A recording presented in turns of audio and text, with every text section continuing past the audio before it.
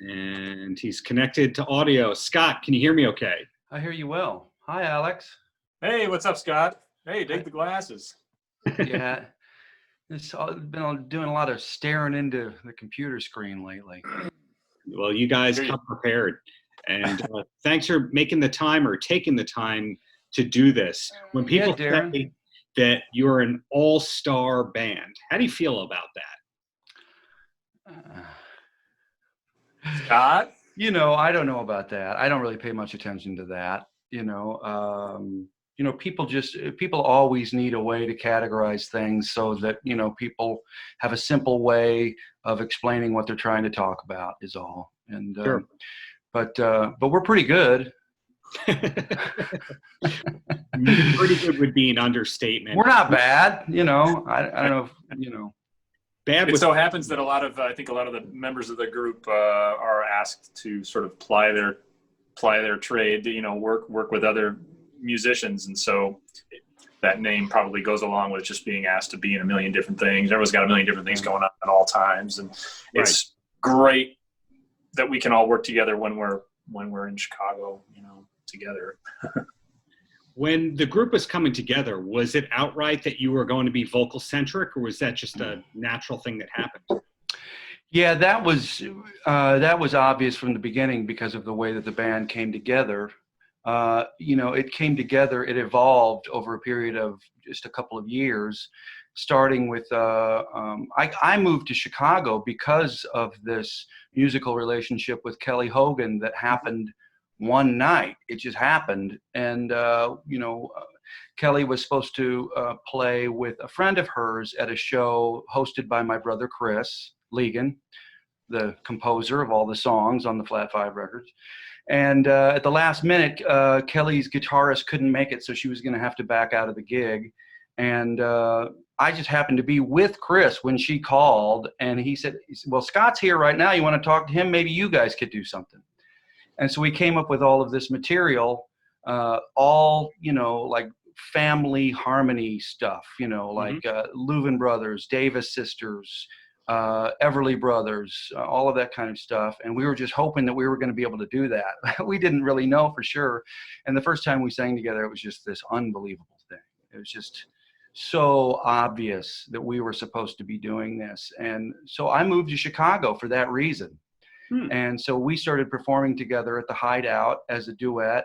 And then eventually she invited Nora, whom I had never met until we were on stage together. And Nora just had this amazing, where she could just find the third harmony on anything instantly. And usually the middle harmony, which often is the hardest one to find. And so we had this 3-part thing. In the meantime, I was already working separately with this guy, Casey McDonough, and we were developing our own harmony thing. And it just seemed like a natural thing to get Casey involved. So then we were this quartet, and we started doing a lot of 4-part harmony stuff, or a lead vocal backed by 3-part harmony. And so that was always a strong emphasis in whatever it was that we were going to do, and it helps us sort of decide what kind of music we're going to perform when we play live, because everybody's involved. And Alex sings as well. Alex sings on the record. He sings "Butterflies Don't Bite," and so it was obviously something that is a driving force for this band. It's kind of what we're about. Good driving in terms of the forces. And Alex, do you personally have a favorite harmony band? Favorite harmony band? Boy, that's really tough. I go through a lot. I mean, the Four Freshmen is always a favorite of mine. Yeah, I probably put them towards the top. I love them.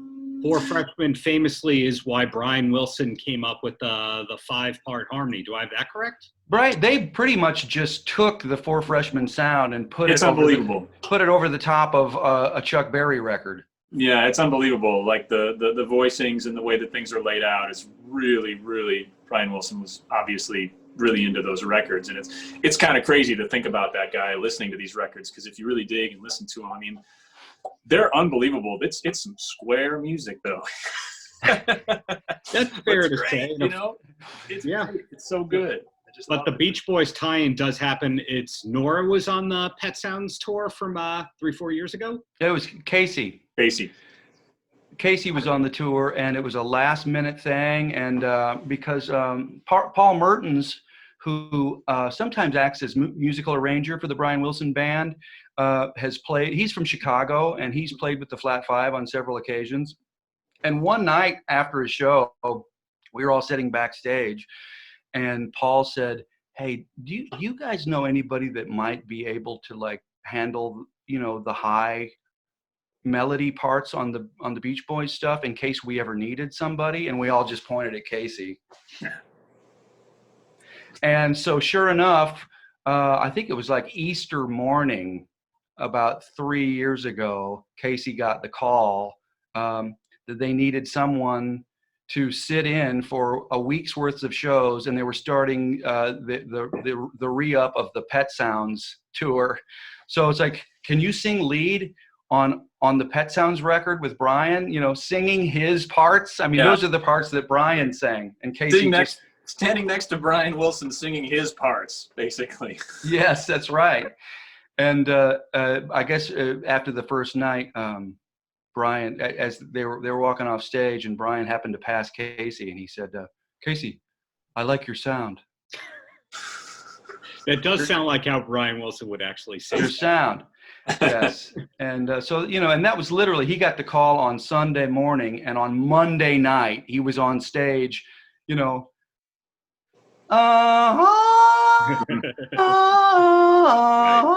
you know, give me a break.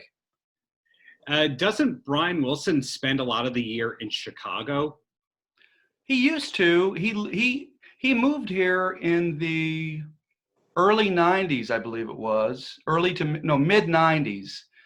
And I do think that coincided with the resurgence of his career. You know, I don't know. Obviously, I don't know him. I followed the story really closely. And it does seem that his moving to Chicago had something to do with sort of kickstarting his career again.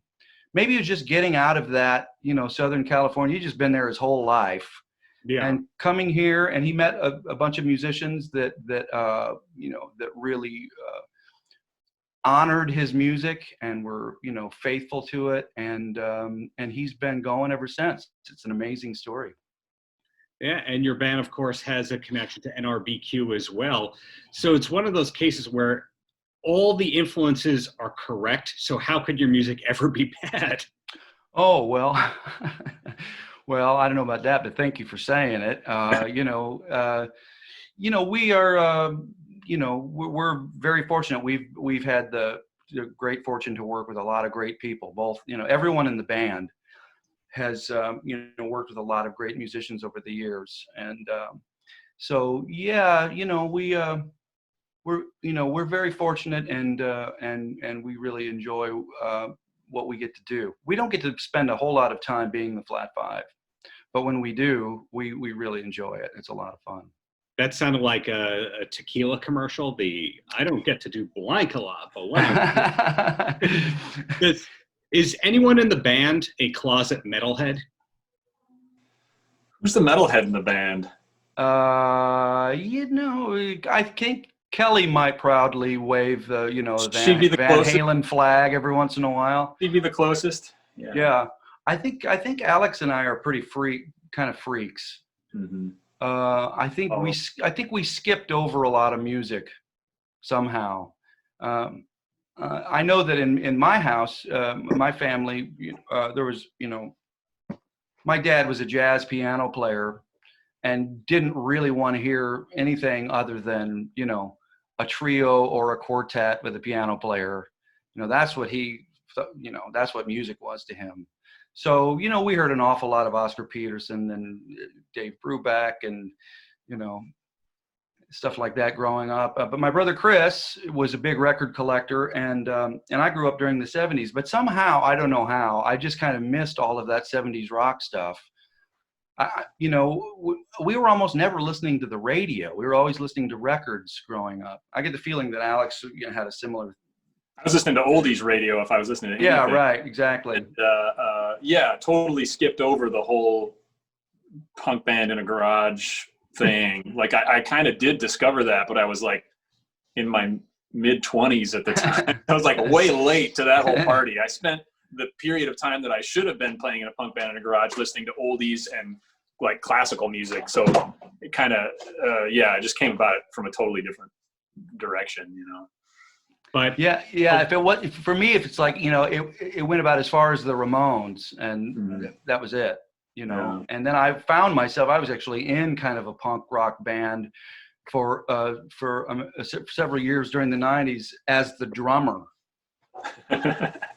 It's perfect. Yeah. And I found that just exciting, like, oh, I can do this, but I didn't, I didn't really know the genre very well at all. I didn't know what was going on. I was just thrashing it out on a drum kit.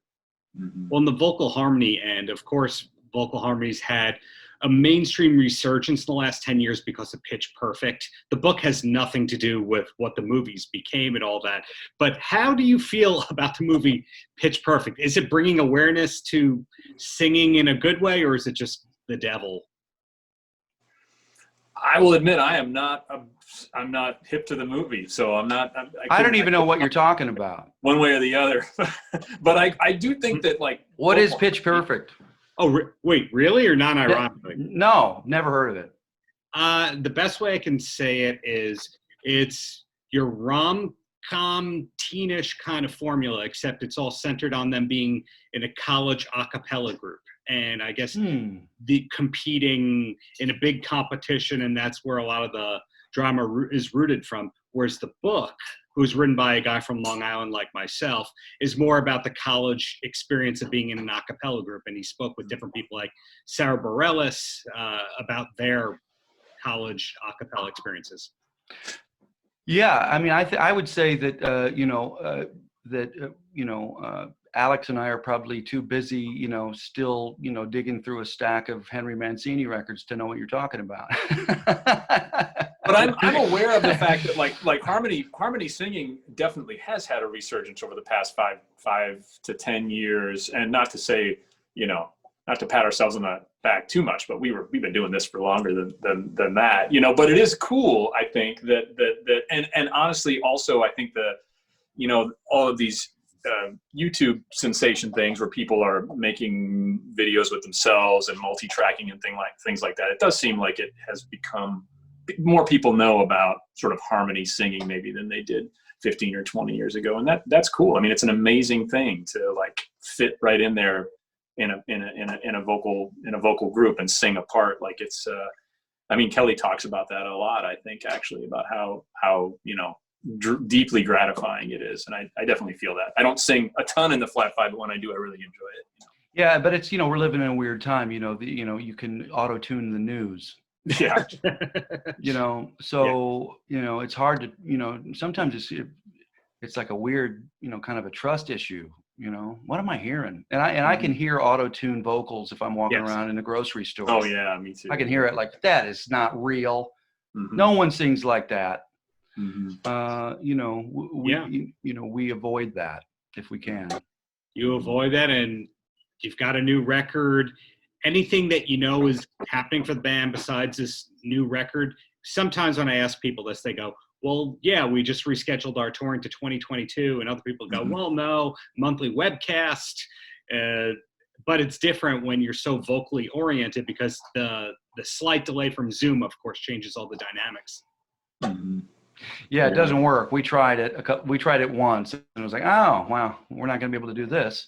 Mm-hmm. But I think everybody, it sort of just seems like the whole world is taking everything like one day at a time right now. Yeah, we're laying low. I mean, we never were, just owing to the schedules of the individual band members, we're never a really heavy touring outfit to begin with. We have I think in support of our last record, we've been on some trips, but everyone's doing a lot of different things. So in an odd way, we're it's okay that we kind of lay low a little while. I'm sure that when the time is right, we will go out and support this release, but it's not like we were all, unlike some bands, I don't think all of us are just dependent 100% on the Flat Five, hitting the road and Right. working, 270 days a year just to kind of make it work.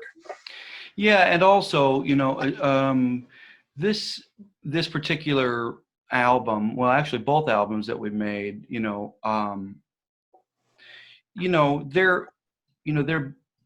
their reason for being have something to do with, it's kind of more of, it's almost like a family thing, it's about like honoring a family member, and we're all, this music brings us together, mm-hmm. In a way that, that we can share with other people. Yeah. And so, I just really wanted to get this music out there. That was the main concern, is just getting this record done and getting it out to people, and hoping that they enjoy it, hoping that it makes them feel good, And like I said, it is, kind of about honoring Chris's music. Because, Chris is a really individual, totally unique individual artist. And he's going to continue, and we don't necessarily work in conjunction with one another. Chris just does his thing, and he gives us his blessing to do whatever we want with You mean his like tunes. Brian Wilson, who it comes back to again? Well, Chris is a very unique guy, and he will continue writing and recording his songs. He's never been one to for self-promotion.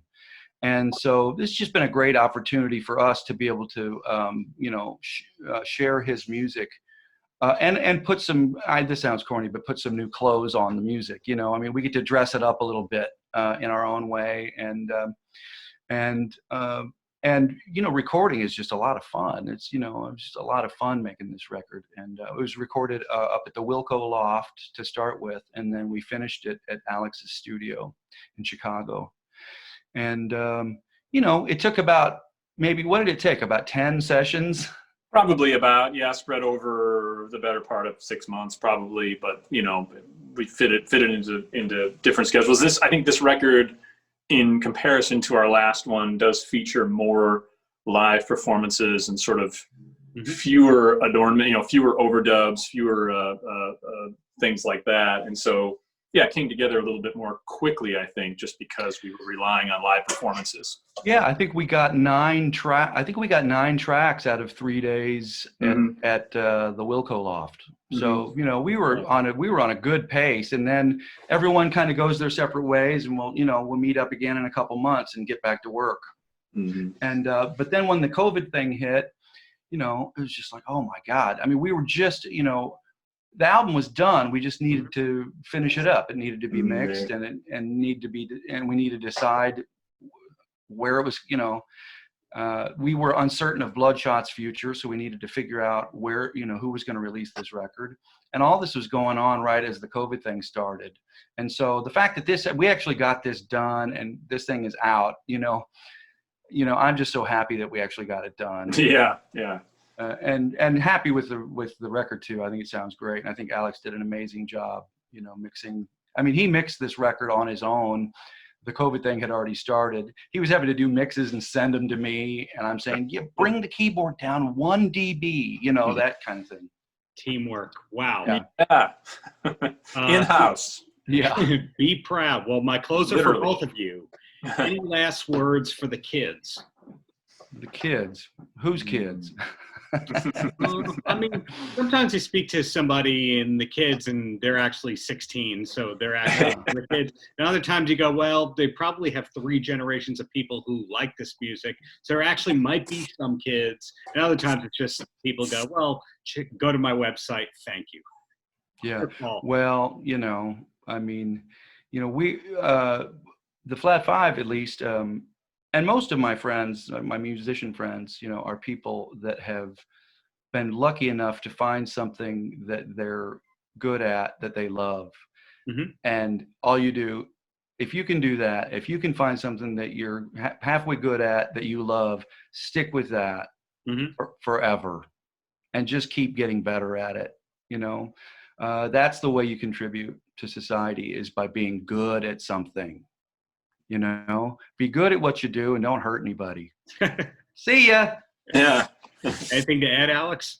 I'd say also, like, find people that share your interests, and that you can, I mean, it's a weird thing to say now with the pandemic sort of forcing us all apart, but I do think, you know, in 2020, it's very easy to get tied into things online and collaborations with people halfway across the world, etc. And that's a wonderful thing. It's something that has never been available to humanity before and should be taken advantage of. But I think there's a lot of value in having, you know, getting together with 4 of my friends and making music together in a space, and finding people that have similar musical interests. And, you know, you don't need to live in a big city or anything like that. I think that people can get together and make music in person when we can again.